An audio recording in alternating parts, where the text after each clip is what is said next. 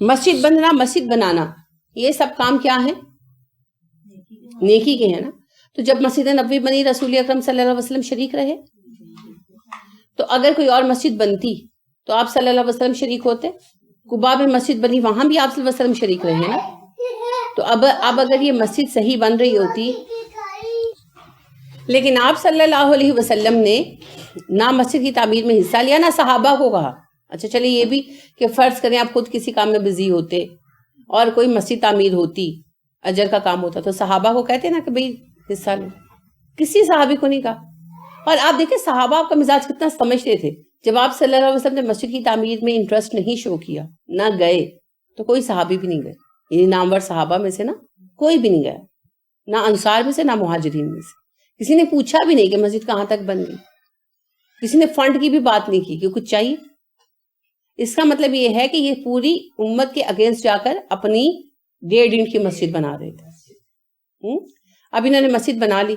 تبوک کی مہم جانے سے پہلے مسجد بن چکی تھی، اور انہوں نے کہا آپ صلی اللہ علیہ وسلم سے آ کر کہ مسجد بن گئی ہے، آپ آ کر اس کا افتتاح کر دیں، ایک نماز پڑھا دیں. آپ صلی اللہ علیہ وسلم تو خوشی نہیں تھی اس سارے سلسلے سے. آپ صلی اللہ علیہ وسلم نے کہا ابھی تو میں بڑا بزی ہوں، تبوک کی مہم در پیش ہے، جب واپس آؤں گا تب دیکھوں گا. ٹال دیا اور آپ صلی اللہ علیہ وسلم چلے گئے. اب پیچھے ان لوگوں نے اپنا مرکز الائیو کر لیا، اور ان کا یہ آپس میں طے پایا جو تھا ابو عامر فاسق اس کے خطوط کے ذریعے کہ ہرقل حملہ کرنے والا ہے، تو یہ جو تھوڑی سی جمعیت محمد کی آ رہی ہے صلی اللہ علیہ وسلم، یہ یہاں مارے مرے جائیں گے. تو جب یہاں پر یہ ختم کر دیے جائیں، رومی لشکر کو فتح ہو جائے، تو تم فوراً مدینہ میں عبداللہ بن ابی کو تاج پہنا کر اس کی بادشاہت کا اعلان کر دینا، اور جو اس کی مخالفت کرے اس سے جنگ کرنا. اب انہوں نے اندر اندر ساری تیاریاں کر لی اور ہتھیار وغیرہ بھی کچھ جمع کیے، کر رہے تھے یہ. ٹھیک ہے. ادھر اللہ کا فضل یہ ہوا کہ مسلمانوں کو اللہ نے بغیر جنگ کے ہی فتح عظیم عطا فرمائی. مسلمان شادو پر واپس آئے.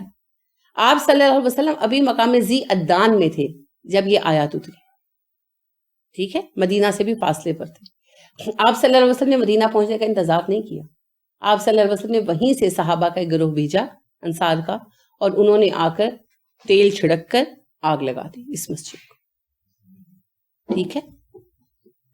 تو جو مسجد فساد کے لیے کھڑی کی گئی ہو یا اسے فساد کا مرکز بنایا گیا ہو، اس کے ڈھانے میں کوئی حرج نہیں. نہیں، یہ تو مسجدیں بنتی نہیں. دیکھیں مسجد ایسے نہیں ہوتی. اسلامی حکومت آج اگر قائم ہو پاکستان میں صحیح معنوں میں، تو سب سے پہلے ساری مسجدوں کو حکومت اپنے قبضے میں لے گی. پھر یہ طے کیا جائے گا کتنے علاقے کے لیے کتنی ایک مسجد ہونی چاہیے، نہیں کہ کتنے ریڈیس کے لیے کتنے گھروں کے لیے. اس کے علاوہ باقی ساری مساجد بطور مسجد بند کر دی جائیں گی. عمارت چاہے رکھی جائے چاہے نہ رکھی جائے، وہ عمارت کی تعمیر پر ہے. یعنی اس کو اسکول بنایا جا سکتا ہے، مدرسہ بنایا جا سکتا ہے، آفس بنایا جا سکتا ہے. اور اگر وہ عمارت اتنی بیکار قسم کی ہے کہ کسی کام نہیں آ سکتی، تو توڑا بھی جا سکتا. مسجد کھیل لیں گے. اور پھر مسجد صرف اللہ کے دین کے لیے چلے گی، کسی کے سیکٹ کے لیے نہیں چلے گی. جس کو نماز پڑھنی ہے وہ سنی ہے، وہ وہابی ہے، جو بھی ہے، مسجد میں آئے نماز پڑھے، گھر کو جائے. اپنی سنیت وہابیت اپنے گھروں میں رکھیں بس. اسے لوگوں میں لا کر تماشا بنانے کا کسی کو حق نہیں. پہلے پچھلی آیات ہیں ساری احکامات جس میں، ان سے یہ پہلے نازل ہوگی؟ نہیں، تو تبوک سے واپس آنے سے پہلے نہیں، واپس آنے سے پہلے نہیں، تبوک سے واپس آنے کے بعد راستے میں مقام عدان پر اتری ہے ساری آیتیں. یہ جو آخری خطبہ ہے نا، یہ آپ صلی اللہ علیہ وسلم کو تبوک سے واپسی پر راستے میں آپ پر نازل ہو، مقام ذی عدان پر. اور اسی میں یہ حصہ بھی شامل تھا. اس میں صرف ایک آیتیں بعد میں آئی تھیں جو آپ ابھی آگے پڑھیں گے، وہ جو حضرت کعب بن مالک اور ہلال بن امیہ اور مرارہ بن ربیع رضی اللہ عنہم کی معافی کی آیتیں، وہ 2 آیتیں وہ بعد میں آئیں. باقی سارا کا سارا خطبہ جو یہ اینڈ والا ہے، یہ مقام ذی عدان میں اترا. تو سب سے پہلا کام یہ کیا گیا، لیکن یہ عمل تو بعد میں ہوا جو مدینہ میں آ کے انہوں نے حضرت ابو لبابہ نے اپنے آپ کو ستونوں سے، وہ تو ظاہر ہے جب مدینہ پہنچ کر پتا چلا تبھی ہوا نا. ہر آیتیں تو اکٹھی اتر آئی. ٹھیک ہے. آپ صلی اللہ علیہ وسلم نے سنا بھی تھی. اب یہ لشکر ابھی مدینہ نہیں پہنچا تھا، تو مدینہ میں سب سے پہلا آپ صلی اللہ علیہ وسلم نے کام یہ کروایا کہ ایک گروہ کو بھیج کر مسجد زرار جلوا دے. پھر اب ظاہری بات ہے یہ ایک بڑا واقعہ تھا، سوال تو اٹھا نا، تو بتایا گیا کہ اللہ کا حکم اترا پھر آپ صلی اللہ علیہ وسلم خود پہنچ گئے اور آپ صلی اللہ علیہ وسلم نے یہ خطبہ جو اترا تھا لوگوں کے سامنے پیش کر دیا. لوگوں نے احکامات فوری سیکھے اور فوراً ان پہ عمل کیا, کسی لیت و لال کے بغیر فوری اس پہ عمل کیا. ٹھیک ہے, اس میں سے 2 احکامات بعد میں آئے, صرف 2. ایک کہ کبھی بھی ان کی قبر پر نماز نہیں پڑھنا. ٹھیک ہے, اس کا پہلا حکم 70 مرتبہ والی آیت والا پہلے اس کے ساتھ ہی آیا. جو بعد والا حکم ہے وہ بعد میں عبداللہ بن ابی کے مرنے کے بعد آیا. ٹھیک ہے, اور دوسرا حضرت کعب بن مالک والی معافی کی جو آیتیں ہیں جو بھی آگے آئیں گی وہ بعد میں. اس کے علاوہ ایک آدھ اور آیت ہے جس کے بارے میں کہا جاتا ہے بعض اوقات کے بعد میں, لیکن اس کا کوئی ثبوت نہیں ملتا. تو یہ سارے احکامات اکٹھے آپ صلی اللہ علیہ وسلم نے پیش کیے, لوگوں نے سنے. اب منافقوں کے بارے میں رویہ کلیئر ہو گیا, جس میں عبداللہ بن ابی بھی شامل تھا. سب کے معاملے میں رویہ کلیئر ہو گیا. جب یہ احکامات سنے تو وہ صحیح العقیدہ مومن جو جنگ میں شریک نہیں ہوئے تھے وہ پریشان ہو گئے کہ یہ ہم سے کیا ہوا. لہٰذا ابو لبابہ رضی اللہ عنہ اور ان کے ساتھیوں نے جو کیا وہ آپ نے سنا, اور اس کے علاوہ حضرت کعب وغیرہ جو تھے انہوں نے آ کر جو سچ تھا وہ بتا دیا. اور پھر ان کا جو قصہ پیش آیا اس کی تفصیل بعد میں آئے گی, کیونکہ ان کی معافی کی جب آیتیں آئیں گی تو اسی کے تحت اس کا ہم پورا تذکرہ کریں گے. ٹھیک ہے, احکامات اکٹھے آئے تھے ایک حکم کے, یعنی جو احکامات کی ایک چین ہے اس کے اندر کئی واقعات پیش آئے. ٹھیک, تو لہٰذا مسجد کے بارے میں حکومت جو اسلامی حکومت ہے وہ فیصلہ کرے گی. آج بھی جیسے ٹیررزم کا مرکز مسجد کو بنایا گیا نا, یہ حقیقت ہے, اس کو جھٹلایا نہیں جا سکتا. کچھ مساجد ہیں جہاں سے ان چیزوں کو آپریٹ کیا جا رہا ہے. تو اگر کسی مسجد کے بارے میں ایسا حتمی ثبوت مل جائے اور حکومت صحیح معنوں میں اس کے بارے میں فیصلہ کرے تو وہ کر سکتی ہے, اس کو بند بھی کر سکتی ہے, اس کو ختم بھی کر سکتی ہے. جیسے یہ ایک طے شدہ بات ہے اور یہ تاریخی ڈیٹا ہے جسے جھٹلایا نہیں جا سکتا کہ لال مسجد جامع خفصہ میں سے ہتھیار ملے اور ٹیررسٹوں کو پناہ بھی دی گئی تھی. اور یہ بھی ایک حقیقت ہے کہ بچیوں کو ٹیررسٹوں کے خلاف آپریشن کرنے سے پہلے نکالنے کے لیے بہت زیادہ بات کی گئی تھی, یہاں تک کہ بلقیس عیدی اور عبدالستار عیدی صاحب نے بھی بات کی, اور عبدالستار کو تو انہوں نے اندر نہیں آنے دیا. بلقیس خود گئی اور انہوں نے کہا کہ بچیاں ہمیں دے دیں, ہم ان کی حفاظت کرتے ہیں, مگر انہوں نے بچیوں کو بھیجنے سے انکار کر دیا. بچیوں کو بھی وہ بطور ٹول استعمال کر رہے تھے. تو لہٰذا پھر اس کے بعد کوئی حل نہیں رہ گیا تھا سوائے اس کے کہ جنگ کی جاتی, اور کی گئی. باقی تو بہانے بنائے گئے کہ فاسفورس بم پھینکے گئے وغیرہ, ایسا کچھ نہیں ہوا تھا. ہاں یہ ضرور ہے کہ بچیاں مری, مگر اس میں خود جو ہے انتظامیہ کا دخل تھا. رہ گیا یہ کہ جی قرآن کے نسخے جلے, ہم نے قرآن جلے ہوئے دیکھے, تو ڈیفینیٹلی جب مسجد میں بیٹھ کر ٹیررزم پھیلائیں گے تو یہ تو ہوگا. کسی کی انٹینشن قرآن جلانے کی نہیں تھی. اب کوئی قرآن, یہ تو وہ بات ہے کہ کوئی ٹیررسٹ جو ہے وہ سینے پر قرآن باندھ کر آ جائے تو پھر اس کو نہ مارو, اس کو سر پہ بٹھا لو, یہ تو نہیں ہو سکتی. تو احمقانہ باتیں. تو میں یہ نہیں کہتی کہ حکومت ہر وقت ہر کام صحیح کرتی ہے, لیکن جو کام صحیح ہے اس کو صحیح ماننا بھی چاہیے. تو مسجد کو آڑ بنا کر کوئی جو ہے وہ ٹیررزم پھیلائے, یہ نہیں ہو سکتا. ٹھیک ہے, اور اس کے روک تھام کا میرے خیال میں سب سے اچھا طریقہ یہی ہے کہ مسجدیں صرف حکومت کے ماتحت چلیں. ہر کوئی نہ اپنی مسجد بنائے ریڈینٹ کی, اور نہ ہی وہاں بیٹھ کر جو اس کا دل چاہے وہ کرے. جب حکومت کی مساجد ہوگی, حکومتی ادارہ ہوگا, تو انڈر آبزرویشن بھی رہے گا نا. تو لہٰذا پھر انشاءاللہ یہ مسئلہ ختم ہو جائے گا. تو مسجد جو بنائی گئی ہو مسلمانوں میں تفریق کے لیے, اچھا کون بناتا ہے مسلمانوں کی تفریق کے لیے مسجد؟ کیوں غیر مسلم تکلیف کرے, مسلمان کم ہے اس کام کے لیے؟ جی ہمارے علاقے میں سنیوں کی کوئی مسجد نہیں ہے, ہمیں وہابیوں کی مسجد میں نماز پڑھنی پڑتی ہے, لہٰذا ایک سنی مسجد بنا لو.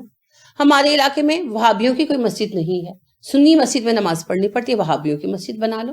تو یہ تفریق نہیں تو کیا اتحاد ہے؟ لہٰذا ایسی مسجدوں کو اللہ نے رد کر دیا. اللہ نے خود کہا وَتَفْرِيقًا بَيْنَ الْمُؤْمِنِينَ, مومنوں کو بانٹنے کے لیے جو مسجدیں بناتے ہیں. تو یہ سارے کے سارے مجرم ہیں, اور یہ مسجدیں اس لائق ہیں کہ ان کو بند کر دیا جائے, ڈھا دیا جائے. اللہ کو مومنوں کو بانٹنا مقصود نہیں ہے. مسجد تو مرکزیت کے لیے ہے, بانٹ کے لیے تھوڑی ہے. پھر اس کے بعد کفر کے پھیلانے کے لیے, کفر کا پھیلایا جاتا ہے مسجد میں بیٹھ کر غلط عقائد لوگوں میں عام کرنا, اللہ کی نافرمانی کو لوگوں میں عام کرنا, خواہ وہ شرک پھیلا رہے ہوں, خواہ وہ کوئی اور فتنہ پیدا کر رہے ہیں. جتنے بھی فتنے پھوٹے ہیں نا مسجدوں کے دامن سے ہی پھوٹے ہیں, یہ یاد رکھیے گا. مسجدوں میں بیٹھ کر کسی فتنے کو, جب مسجد کا ممبر ملتا ہے نا, مسجد کے ممبر پر بیٹھنے والا فتنے کو سپورٹ کرتا ہے, تب وہ فتنہ مذہبی عقیدہ اور گروہ بنتا ہے. جب تک مسجد کے ممبر پر جگہ نہیں نہ ملتی تب تک وہ لوگوں میں چاہے کچھ بھی ہو, گروہ بندی نہیں ہو سکتی. تو جتنے بھی آج اب گروہ اور فتنے دیکھتے ہیں وہ سب کے سب مسجدوں کے ممبروں سے پھوٹے ہیں. اور وہ مسجد جو اذیت کا ذریعہ ہو, کیسے اذیت ہوگی مسلمانوں کو؟ سازشیں کر کے, تفریق کر کے, فساد پھیلا کر, اور یہ پناہ گاہ کا کام دے اللہ کے دشمنوں کے لیے, ٹیررسٹوں کے لیے. ٹھیک ہے, تو ایسی مسجدیں نہیں ہیں, وہ صرف لبادہ اوڑا گیا ہے مسجد کا. ان کو تباہ کرنے میں کوئی ہچکچاہٹ نہیں ہونی چاہیے. ہاں ثابت ہو جائے تو, اور اس کا فیصلہ بھی کون کرے گا؟ اسلامی حکومت. ہر خاص و عام اٹھ کر نہیں کرے گا. کسی کو کوئی ثبوت ملے تو جا کر حکومت کو پیش کرے, پھر حکومت فیصلہ کرے گی کہ معاملے سے کیسے نمٹنا. تو لہٰذا رسول اکرم صلی اللہ علیہ وسلم نے اس مسجد کو جلوا دیا, اور اللہ نے کہا کہ جب آپ ان کو بلا کر بات کریں گے, مسجد کو جلوایا نا, لوگوں کو تو نہیں جلوایا جو ذمہ دار تھے, تو ان کو بلا کر باز پرست تو ہونی تھی. تو اللہ نے کہا جب آپ بلوائیں گے تو قسمیں کھائیں گے کہ اللہ کی قسم ہم تو صرف لوگوں کی بھلائی چاہتے تھے, اس لیے مسجد بنوائی تھی. اور اللہ نے کہا میں گواہی دے رہا ہوں یہ جھوٹ بول رہے ہیں, کہ یہ جھوٹے ہیں, یہ پکے جھوٹے ہیں. اچھا ان منافقوں کو کیا قتل کر دیا گیا؟ نہیں, انہیں عبرت کی مثال بنا دیا گیا. کیسے؟ سب نے چھوڑ دیا نا. ان کو ان کے مال سے صدقات نہیں لیے جاتے تھے, ان کو جنگوں میں شریک نہیں کیا جاتا تھا, مشوروں میں شریک نہیں کیا جاتا تھا. مسلمانوں میں یہ کوڑ کے مریض کی طرح رہتے تھے نا. ان کے اپنے بھی ان کو اہمیت نہیں دیتے تھے. جو صحیح العقیدہ بچے ان کے مومن تھے, بیویاں مومن تھی, وہ ان کو منہ نہیں لگاتی تھی. اور جب یہ مرے تو ان کے لیے دعا کے لیے ہاتھ نہیں اٹھائے ان لوگوں نے, کیونکہ یہ اپنے آپ کو مسلمان کہتے تھے. اگر ان کو قتل کیا جاتا, نکالا جاتا, کچھ بھی ایسا کیا جاتا تو پوری دنیا میں اسلام کی بدنامی ہوتی نا. تو اس سے پھر اللہ نے ہمیں یہ طریقہ دیا. اب اس طریقے پر بھی عمل کرنے سے کئی لوگ ایسے ہو سکتے ہیں جو ٹھیک ہو جائے. تو جو اس طریقے پر بھی ٹھیک نہیں ہوتا وہ پھر انشاءاللہ اسی طریقے سے کارنر کر دیا جائے اور مر جائے اپنی موت, تاکہ جان چھوٹے. ان کے فتنے سے پھر جان چھوٹ جائے گی. ٹھیک ہے. لا نہ تکم, تم کھڑے ہو, نہ فیہ ابدن, کبھی بھی اس مسجد میں, نبی صلی اللہ علیہ وسلم تم اس مسجد میں کبھی نماز پڑھنے کھڑے مت ہو. یعنی آپ صلی اللہ علیہ وسلم نے واپس آنا تھا تو انہوں نے دوبارہ آپ کی جان کھانی تھی نا, کہ آ جائیں نماز پڑھا دیں. اللہ نے کہا نہیں, آپ نے کبھی کھڑے نہیں ہونا, کبھی بھی اس مسجد میں نہیں جانا. لا مسجد, البتہ ایک مسجد ہے, اسسا, بنیاد رکھی گئی, اساس رکھی گئی, علی التقوی, تقوی پر, من اول یومن, پہلے دن سے, احق, وہی حقدار ہے زیادہ, ان کے تقوما, تم کھڑے ہو, فیہ, اس میں. ہاں اے نبی صلی اللہ علیہ وسلم, وہ مسجد جس کی بنیاد پہلے دن سے تقوی پر رکھی گئی, وہی اس لائق ہے کہ آپ صلی اللہ علیہ وسلم وہاں جا کر کھڑے ہوں. مسجد قباء نبوی, تو مسجد نبوی تو آپ کی اپنی مسجد تھی. مسجد قباء کی بات ہو رہی ہے کہ قباء کی مسجد بنائی وہاں کے لوگوں نے, آپ صلی اللہ علیہ وسلم آئے تبھی بنائی, تو اس کی بنیاد انہوں نے تقوی پر رکھی. اپنی مسجد کے سوا وہاں جا کر نماز پڑھائیں, ان کی مسجد میں کبھی مت جائیں. آپ صلی اللہ علیہ وسلم ویسے بھی ٹائم ٹو ٹائم قباء جایا کرتے تھے. فیہ رجال, وہاں ایسے لوگ رہتے ہیں, یحبون, جو پسند کرتے ہیں, ان یتطہروا, کہ وہ پاکی اختیار کریں. وہاں ایسے لوگ رہتے ہیں جو پاک رہنا پسند کرتے ہیں. واللہ یحب المطہرین, اور اللہ بھی پاک رہنے والوں کو پسند کرتا ہے. اللہ نے خاص طور پر پاکی کی, طہارت کی تعریف کی. کن کی؟ قباء والوں کی. تو آپ صلی اللہ علیہ وسلم نے پھر ان سے سوال بھی کیا, حالانکہ آپ صلی اللہ علیہ وسلم خود طہارت کا بہت خیال رکھتے تھے, مگر جب اللہ نے کسی کی تعریف کی تو پھر آپ کو یہ خواہش ہوئی کہ جانے کہ ان کی تعریف کس بات پر. تو جب آپ صلی اللہ علیہ وسلم نے پوچھا تو انہوں نے کہا کہ جی ہم پیشاب وغیرہ کے بعد پانی استعمال کرتے ہیں طہارت کے لیے. عربوں کا طریقہ تھا مٹی کے ڈھیلے استعمال کرنا, اور یہود پانی استعمال کرتے تھے. تو یہ یہود کے ہمسائے تھے, تو یہود سے انہوں نے سیکھا. تو آپ صلی اللہ علیہ وسلم بھی کبھی پانی اور کبھی ڈھیلے استعمال کرتے تھے, مگر اس کے بعد مستقل آپ صلی اللہ علیہ وسلم نے پانی ہی استعمال کیا. تو آج کیا سبق پڑھاتے ہیں؟ سنت پوری کرو, کبھی ٹاکیوں سے بھی اپنے آپ کو پاک کر لو.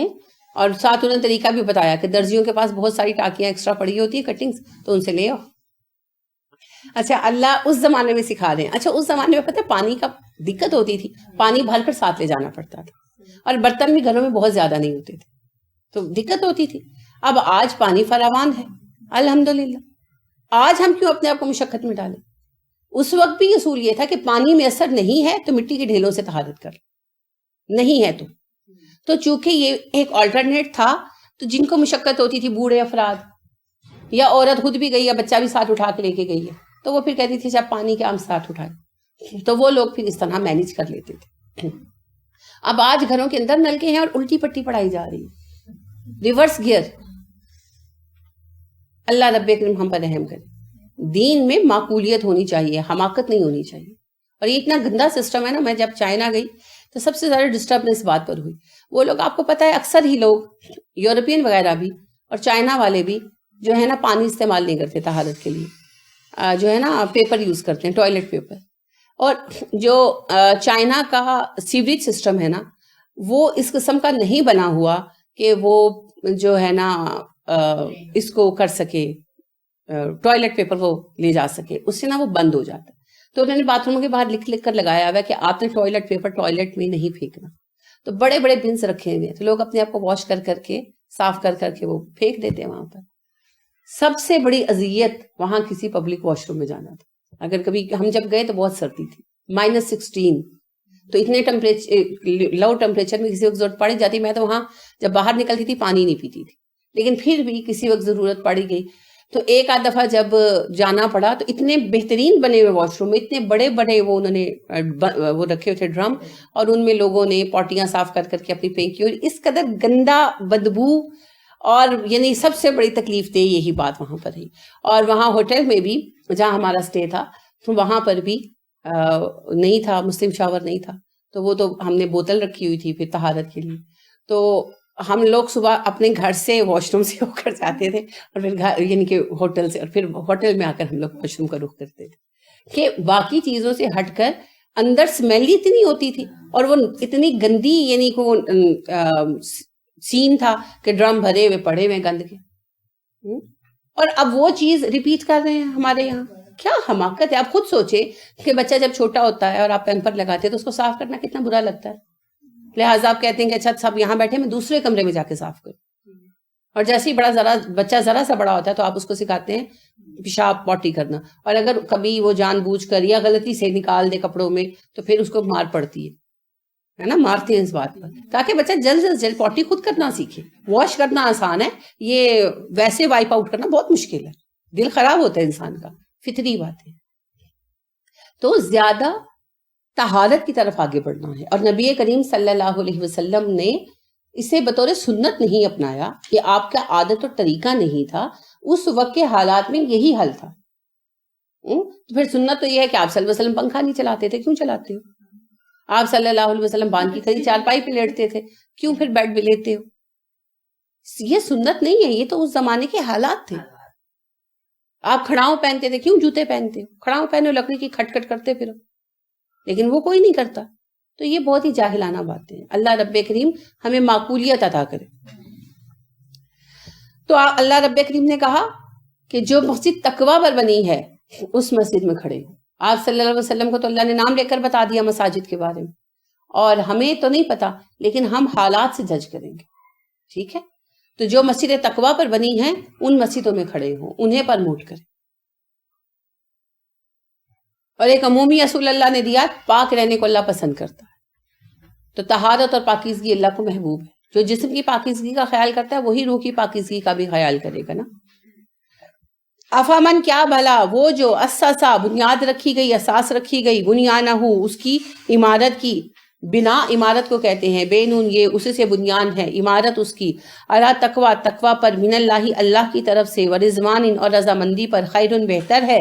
ام یا من جسے اساسا اٹھایا گیا، بنیانہ اس کی عمارت کو، علی شفا کنارے پر، جروفن گھاٹی کے، ہارن گرنے والی ہے، فنہارا پھر لے گری، بھی اسے، فی ناری جہنم جہنم کی آگ میں. کیا بھلا وہ عمارت بہتر ہے جس کی عمارت کی بنیاد تقویٰ پر اور اللہ کی رضا پر اٹھائی گئی ہو، یا وہ بہتر ہے جس کی عمارت کی بنیاد اٹھائی گئی ہو ایسے گھڑے پر جو نیچے سے خالی ہو، پھر وہ لے گرے اسے جہنم کی آگ میں. جرف کہتے ہیں ایسی جگہ کو جہاں کی مٹی نیچے نیچے پانی کے کٹاؤ کی وجہ سے بہہ چکی ہو. ٹھیک ہے؟ دریا یا سمندر کے کنارے کا ایسا حصہ جہاں نیچے کی مٹی پانی کے کٹاؤ کی وجہ سے بہہ چکی ہو اور اوپر کی بس سرفیس قائم ہو، اگر اس پر بوجھ پڑے گا تو گر جائیں گے. ٹھیک ہے، تو اللہ نے کہا، بہت خوبصورت مثال اللہ کریم نے ارشاد فرمائی کہ جس طرح زمین کی اوپری سطح کچھ نہیں ہے، جب تک نیچے ٹھوس چٹان موجود نہ ہو کوئی چیز قائم نہیں رہ سکتی، اسی طرح اعمال کی ظاہری سطح کی کوئی حیثیت نہیں ہے جب تک اللہ کا خوف اور خلوص نیت کی بنیاد نیچے موجود نہ ہو. تو جن کے نیچے کی بنیاد کو منافقت بہا لے گئی، ان کے اعمال جہنم میں ہی جا کے گریں گے. صرف وہی اعمال کے بنیادیں عمادتیں کامیاب ہو سکتی ہیں جن کی بنیاد میں اللہ کی رضا، خوف، آخرت کی جواب دہی کی مضبوط ٹھوس چٹان موجود ہے. تو ان لوگوں نے بھی مسجد بنائی اور قباء والوں نے بھی مسجد بنائی، لیکن قباء والوں نے اللہ کی رضا کے لیے بنائی، بنیاد ٹھوس ہے. اور دوسری مسجد ان لوگوں نے تعمیر کی، مقصد کیا تھا؟ فساد پھیلانا، اسے دشمنوں کا اڈا بنانا، مسلمانوں کو دھوکہ دینا. تو وہ اللہ رب کریم نے فرمایا کہ ایک کھوکھلی زمین پر کھڑی کی گئی عمارت ہے، جب گرے گی تو جہنم میں لے کر گرے گی. تو یہ بہتر ہے کہ وہ بہتر ہے. تو لہٰذا عمل وہی اللہ کے ہاں مقبول ہوگا جس کی بنیاد تقویٰ پر رکھی گئی. ایک لفظ میں تقویٰ کہیں گے نا، ساری چیزوں کو تقویٰ اپنے دائرے میں لے لیتا ہے، خلوص نیت، اللہ کا خوف، آخرت کی جواب دہی کا احساس وغیرہ، سب کچھ تقویٰ سب کچھ لے لیتا ہے. تو جس بالکل ٹھوس بنیاد تقویٰ. اگر تقویٰ کی بنیاد موجود نہیں ہے تو پھر اس نیک عمل کی کوئی حیثیت نہیں ہے. وہ ریت کا گھروندہ ہے، کبھی بھی گر جائے گا. اس کے نیچے کچھ نہیں ہے، اوپر عمارت کتنی بھی خوبصورت ہو کسی بھی وقت گر جائے گا. ٹھیک ہے، تو پھر وہ گرے گا تو کہاں گرے گا؟ جہنم میں. جیسے اللہ رحم فرمائے ہم پر، وہ عالم، وہ شہید اور سخی جہنم میں گرائے جائیں گے. تو عمل تو بہت بڑا کر کے آئے، بہت بڑا عمل کر کے آئے. تقویٰ کی بنیاد کے بغیر کسی عمل کی کوئی اہمیت نہیں ہے. واللہ لا یہدی القوم الظالمین، اللہ پھر ایسے ظالم لوگوں کو ہدایت نہیں دیتا. کیوں نہیں دیتا؟ کیونکہ انہوں نے راستہ خود منتخب کیا ہے. دیکھیں 10 سال ہونے آئے تھے، یہ لوگ مسلم سوسائٹی میں رہ رہے تھے، اس کے سارے فضل، کمال، فوائد دیکھ رہے تھے، ان سے حصہ بھی پا رہے تھے، پھر بھی باز نہیں آ رہے تھے. تو یہ ان کی چوائس تھی. لا نہیں یزالو ختم ہوگی، لا یزالو ہمیشہ رہے گی. ٹھیک ہے، زوال سے ہے نا، یزال زوال نہیں ہوگا، تو لا یزالو ہمیشہ رہے گی. بنیانہم ان کی عمارت، الذی وہ جو بناؤ انہوں نے بنائی، ریبتن شک کا باعث، فی قلوبہم ان کے دلوں میں، الا مگر یہ کہ ان کے تقطع ٹکڑے ٹکڑے ہو جائیں، قلوبہم دل ان کی بنائی ہوئی یہ عمارت ان کے دلوں میں ہمیشہ شک و شبے کا باعث بنی رہے گی. صرف یہ ایک بات ہے کہ ان کے دل ہی ٹکڑے ٹکڑے ہو جائیں. یعنی منافقت ان کے دلوں میں گھر کر چکی ہے. منافقت تب ختم ہوگی جب ان کے دل ختم ہوں گے، ورنہ منافقت ختم نہیں ہوگی. دیکھیے ایک کافر کا ہدایت پا جانا ممکن ہے، کیونکہ وہ کافر ہے نا. اہل مکہ کی مثال دیکھیں، وہ کھل کر کہہ رہے تھے بھئی ہم نہیں مانتے، نہیں سمجھ آ رہی تھی نہیں مان رہے تھے، جب سمجھ آ گئی تو مان لیا.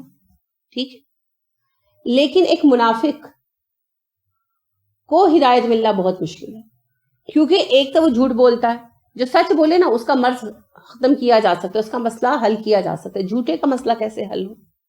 ایک تو یہ جھوٹ بولتے تھے، اور دوسرا جھوٹ اور منافقت ان کے اندر خیر کو کھا چکے تھے دیمک کی طرح.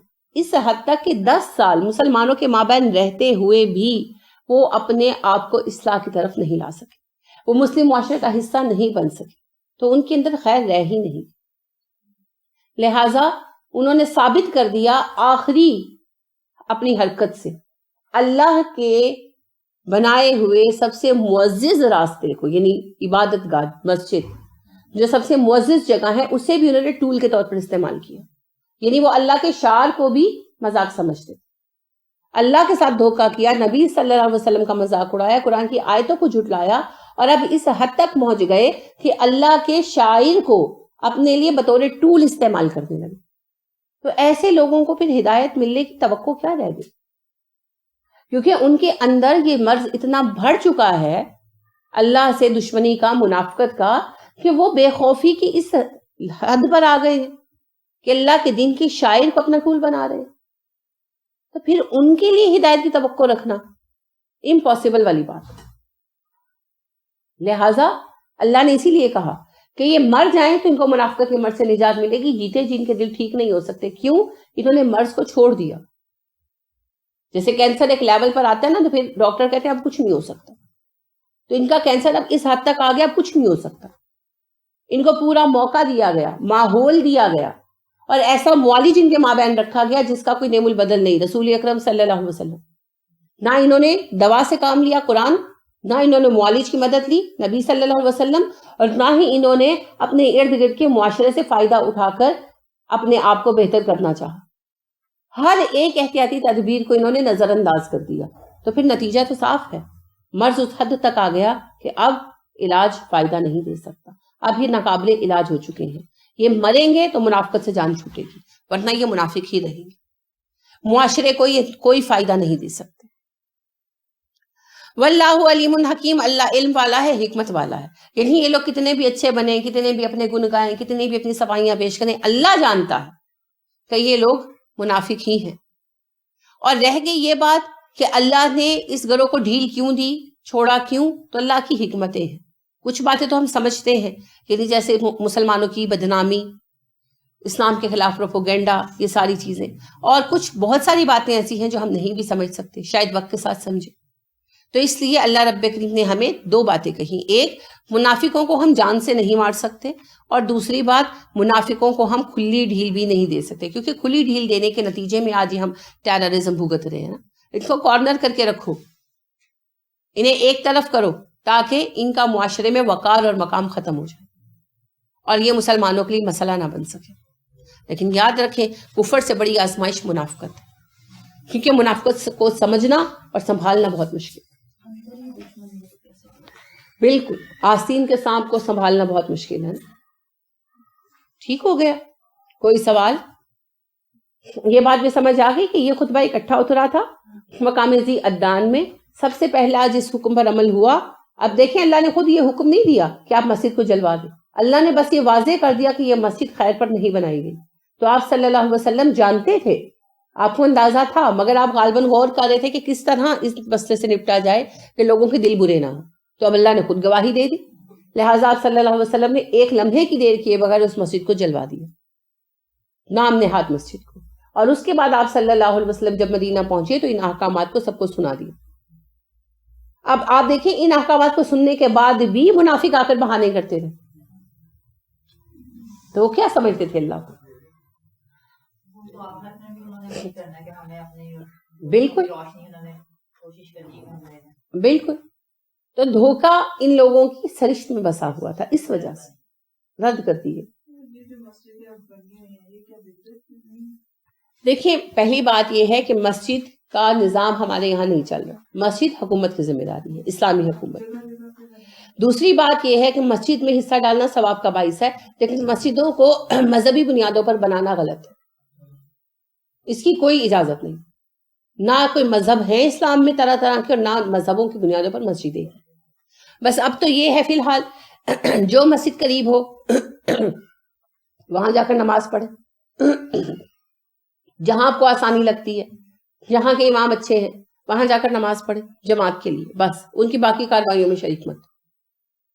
اللہ رب کریم خیر کرے, کام کرتے رہیں, انشاءاللہ وہ وقت آئے گا جب مساجد بھی سنبھالی جائیں گی. ایک کوشچن یہ بھی ریز ہوتا ہے کہ نبی کریم کے زمانے میں اس طرح جگہ جگہ پہ مسجدیں نہیں تھی, تو پھر آپ مسجدوں میں نماز پڑھنے کی ہو جاتی ہے, یہ بھی بدعت ہی ہو جاتی ہے کہ جگہ جگہ پہ مسجدیں بنی ہوئی ہیں, اور ہر مسئلے کی اللہ تعالیٰ نے. پتہ ہے کیا, نہیں, آپ صلی اللہ علیہ وسلم کے زمانے میں جگہ جگہ مسجدیں نہیں تھی, مگر نماز باجماعت بڑی پابندی سے پڑھی جاتی تھی. مسجد میں جا کر نماز پڑھنا یہ تو بڑا صحیح اصول ہے. بدعت یہ نہیں ہے کہ مسجد بنائی جائے, بدعت یہ ہے کہ مذہبوں کے نام پر مسجدیں بنائی جائیں. ٹھیک ہے, فرقہ واریت پھیلائی جائے, یہ حرام ہے. نہ صرف یہ بدعت ہے بلکہ یہ تفریق بین المومنین ہونے کی وجہ سے حرام ہے. علاقے کی ضرورت کے مطابق مسجد ہونی چاہیے, ایک یا دو, اور وہ مسجد سب کے لیے ہونی چاہیے. کسی کو کوئی اختلاف بھی ہے تو ہوا کرے, وہاں آئیں نماز پڑھے اور جائیں, جیسے عرب ممالک میں ہوتا ہے. نہ صرف سعودیہ میں, سب عرب ممالک میں حکومت کی بنائی ہوئی مسجدیں ہیں, سب آتے ہیں, نماز پڑھتے ہیں, جاتے ہیں, اپنے مذہب اپنے طریقے ساتھ لے کر جاتے ہیں. جس طرح امام نماز پڑھاتا ہے سب پڑھتے ہیں. جس نے نہیں کرنا رفع الیدین نہ کرے, جس نے نہیں کہنا آمین نہ کہے, کوئی ایشو نہیں ہے. تو لہٰذا مسجدیں اس طرح ہی ہونی چاہیے. اب ہم مسجدوں میں جائیں, ہم بس یہ ہے کہ مسجدوں میں نماز ہی پڑھنے کے لیے جائیں, ان کی فرقہ واریت میں حصہ لینے کے لیے نہ جائیں. اور جن مسجدوں میں فرقہ واریت کا بہت گند گھولا جاتا ہے اور ایسی مسجدیں جہاں پر بیٹھ کے شرک کیا جاتا ہے, ان میں جانے سے اجتناب کریں. باقی ظاہری بات ہے کہ نماز با جماعت تو ہم چھوڑ نہیں سکتے, لہٰذا اس کے لیے مسجد کا رخ تو کریں گے. تو ان میں وہ مسجد ڈھونڈے جو نسبتاً بہتر, اور باقی انتظار کریں. اللہ کریم وہ وقت لائے کہ انتظار مطلب یہ نہیں بیٹھ کر خالی انتظار کریں, کوششیں کریں, قرآن کو عام کریں. ہمارے سارے مسئلوں کا حل قرآن میں ہے. جس وقت قرآن کی سمجھ آئے گی لوگوں کو تو حکومت جب نظام قائم کرے گی انشاءاللہ, وہ بھی وقت آئے گا. مگر اس سے پہلے لوگوں میں جب سینس آئے گی تو لوگ ان چیزوں پر پیسہ لگانا بند کر دیں. مسجدوں کو فنڈنگ بند ہو جائے نا تو مسجدیں بننی بھی بند ہو جائے. دوسرا یہ کہ جب واش روم سے فارغ ہوتے ہیں تو پانی سے صاف کر کے اگر ٹیشو پیپر یا ٹوائلٹ کوئی حرج نہیں ہے. یہ چیز سنت ہے؟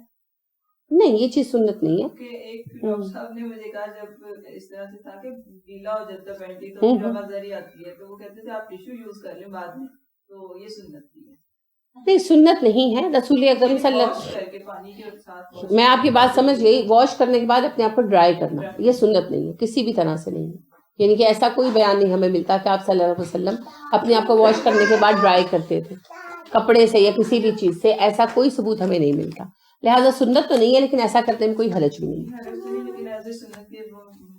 نہیں, اس کا کوئی ثبوت نہیں, ایسی کوئی دلیل نہیں. ان کو کوئی غلط فہمی ہوئی ہوگی. یہ جو ہمارے تو یہاں پہ اتنی مساجد ہیں, جو اب ہمارے سعودیہ میں بھی تو اتنی مساجد ہیں, کافی مطلب پرانی بھی ہیں.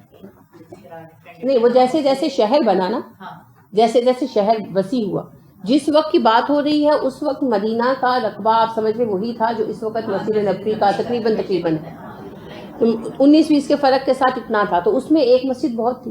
اب چونکہ مدینہ بڑا شہر ہو گیا, میونسپل سٹی بن گیا. میونسپل سٹی وہ ہوتے ہیں جو بڑے ہوتے ہیں, ان میں ایک سے زیادہ ہاسپٹلز, ایک سے زیادہ سکولز چاہیے ہوتے ہیں. تو وہاں پر جو مسجدیں بنی ہوئی ہیں نا, وہ ضرورت کے مطابق بنی ہیں. جیسے عمر فاروق رضی اللہ عنہ نے اپنے زمانے میں کچھ مساجد بنوائی, ٹھیک. کچھ ایک دو مسجدیں یادگار کی بھی بطور یادگار بنائی گئی ہیں. ہاں جی, وہ بس یادگار کے لیے ہے. جیسے فتح مکہ کے موقع پر جہاں خیمے لگے تھے وہاں پر 5 مسجدیں بنی ہوئی ہیں, 6 مسجدیں, تو وہ یادگار کی مسجدیں ہیں, ٹھیک ہے. اسی طرح کچھ ایسی واقعی وہاں پہ نماز نہیں پڑھائی جاتی, صرف ایسے جگہ انہوں نے یادگار کے طور پر بنا دی ہیں, بالکل. تو وہ پھر اس طرح پریکٹیکل مساجد نہیں, نہیں ان میں حرج نہیں ہے, وہ تو محض یادگار کے طور پر بنائی گئی. اور پھر کچھ مسجدیں وہ ہیں جو دور کے علاقوں میں بنائی گئی ہیں, اور وہاں پر آپ جا کر یعنی کہ وہاں کے لوگ وہاں پر نماز پڑھتے ہیں, تو اس میں پھر حرج نہیں. آبادی کے مطابق پھر لوکل, بالکل. آپ دیکھیں کہ مکہ مدینہ کے علاوہ جو دوسرے بھی شہر ہیں سعودیہ کے, سعودیہ ایک بڑا ملک ہے, تو وہاں پر بھی یہ اصول ہے کہ آبادی کے حساب سے تناسب کے اعتبار سے وہ مسجدیں بناتے ہیں. تو ایک ایک شہر میں کئی کئی مسجدیں ہیں, قصیم وغیرہ میں. تو چونکہ ان مساجد کی ضرورت ہے تو لہٰذا اس میں کوئی حرج نہیں. اب جیسے لاہور بہت بڑا شہر ہے, بلکہ اصولاً تو یہ ایک ضلع بن چکا ہے, تو یہاں پر اب کیا صورتحال ہے کہ 1-2 مسجدوں سے کام تو نہیں چل سکتا. تو یہاں یہ طے کیا جائے گا کہ کتنے بلاک میں ایک مسجد ہونی چاہیے. بالکل بالکل. تو یہ پھر خود طے کیا جاتا ہے. وہی بات ہے جیسے ہاسپٹل کا اعتبار ہوتا ہے اسی طرح اس کا بھی اعتبار ہوتا ہے. تو وہ پھر اس میں حرج نہیں ہے, وہ تو بالکل بنائی جا سکتی ہے. لیکن ہر کوئی اپنی مرضی کی اٹھا کر, جیسے ہمارے یہاں ایک گلی میں 10 مسجدیں ہیں, اور یہ ہر گلی محلے کا یہی حال ہے. یہ ضرورت نہیں ہے. اس کی 2 نقصانات ہیں. اس کے 2 نقصانات ہیں. ایک یہی کہ جیسے اس کے نا وقار ختم ہو جاتا ہے, ہر کوئی اذانیں دے رہا ہے, وہی جیسا آپ نے کہا جواب تک بندہ نہیں دے پاتا. دوسری بات یہ ہے کہ کسی بھی مسجد میں ایک بڑی تعداد نمازیوں کی اکٹھی نہیں ہو پاتے. اور تیسری بات یہ ہے کہ اب یہ چیز بڑھ گئی نا, اہل سنت کی مسجدوں میں بھی پھر اب بریلوی مسجد الگ ہو گئی, دیوبندی مسجد الگ ہو گئی, اہل حدیث کی مسجد الگ ہو گئی, اور جو ہے سلفیوں کی مسجد الگ ہو گئی. یہ پھر بڑھتا ہی جا رہا ہے مسئلہ. اب نتیجہ کیا ہوگا؟ اب ایک محلے میں اگر 100 گھر ہیں فرض کریں, اور وہاں 500 افراد رہتے ہیں, تو اب سب بٹ گئے نا. 500 افراد میں سے 200 مرد ہیں, جن پر نماز باجماعت فرض ہے. تو اب 10 ایک مسجد میں جائیں گے, 50 ایک مسجد میں جائیں گے, 20 ایک مسجد میں جائیں گے. جماعت بکھر گئی, مرکزیت تو ختم ہو گئی. اور نماز کا تو بڑا مقصد ہی مرکزیت کا احساس پیدا کرنا ہے کہ ہم ایک بڑے گروہ کا حصہ. اسی لیے یہ حکم دیا گیا کہ ہفتے میں ایک مرتبہ جمعے کی نماز مسجد کی بجائے شہر کی مرکزی عبادت گاہ میں, مسجد میں کرو, تاکہ سب وہاں چل کر آئے اور وہاں جمعہ پڑھیں, تاکہ انہیں اپنی بڑی تعداد کا احساس ہو. تو وہ ساری مرکزیت اور اجتماعیت تو ختم ہوتی جا رہی, اس وجہ سے مسائل. جتنی مسجد ہوتی ہے اسے جامع مسجد کا نام دے دے. اب دیکھیں گے مسجد کی بھی تو ایک جامع مسجد کی بھی تو ہر مسجد جامع مسجد نہیں ہو سکتی. جامع مسجد کے لیے بھی کرائیٹیریا ہے کہ یعنی اتنے لوگ ہوں گے تو جامع مسجد ہونی چاہیے, وہ بھی پھر حکومت طے کرتی ہے. اب جیسے چلو لاہور بہت بڑا شہر ہے تو کم از کم اس کے 4 حصے تو ہونے چاہیے. ایک چوتھا حصہ جو ہے اس کی ایک بڑی مسجد جامع مسجد بنے جہاں پر جمعہ ہو. یہاں تو ہر محلے میں جمعہ ہو رہا ہے, تو پھر جمعے کا بھی وہ مقصد حاصل نہیں ہو پاتا. ایگزیکٹلی ایک محلے میں کتنے جمعے ہوتے اور ایک بھی مسجد میں تعداد بھرتی نہیں. تو جمعے کا جو مقصد تھا وہ ختم ہو گیا. اس کا نام ہی جمعہ رکھا گیا, جمع ہونے کا دن. تو وہ جمع ہونا ہی ختم ہو گیا, اجتماعیت ہی ختم ہو گئی. جب اجتماعیت نہیں رہی تو مرکزیت بھی گئی. تو اس لیے یہ بہت نقصانات ہیں, یہ مسجدیں بالکل پروموٹ نہیں کرنی چاہیے. اچھا دوسرا وہ جو ہم نے اس کا پڑھا وہ جو ابو عامر, وہ جب ابو عامر پاسی, تو بعد میں اس کا کوئی تذکرہ ملتا ہے کہ اس نے پھر کیا کیا, یہ جیسے عبداللہ بن ابی نہیں, وہ پھر روم میں ہی رہا, روم میں ہی مرا گیا ہوگا.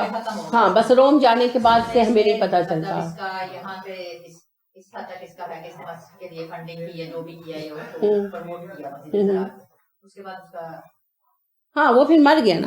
عبداللہ بن ابی کا اور ابو عامر فاسق کا فرق تھا. ابو عامر فاسق آخر تک عیسائی رہا, ٹھیک ہے, اور سازشیں کرتا رہا, سازشی تھا. اور اب یہ جو ہے عبداللہ بن ابی یہ مسلمان ہو کر منافق بنا, تو لہٰذا یہ تو پھر مدینے میں ہی رہا. وہ چونکہ عیسائی تھا مذہباً, آخر تک عیسائی رہا, تو وہ پھر روم چلا گیا اور پھر روم میں ہی رہا. پھر وہ کب مرا اس کا کوئی خاص تذکرہ نہیں.